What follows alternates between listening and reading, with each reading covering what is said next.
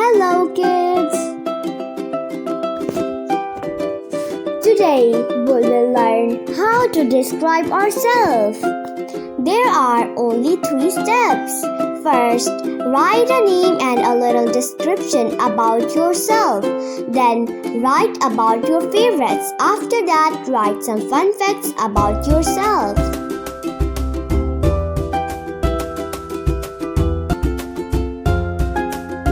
Okay, now Eva is going to describe herself. Hi, my name is Eva. About me. My name is Eva. I am 11 years old. I am in 5th grade. My hobby is to do painting and I have 2 dogs. My favorites. My favorite food is donut because they taste so good. My favorite subject is science because we can learn new things. My favorite pet is dog because they are so friendly.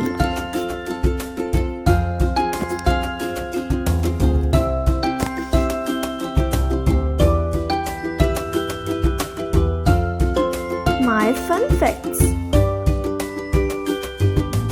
I won the skating race when I was 6.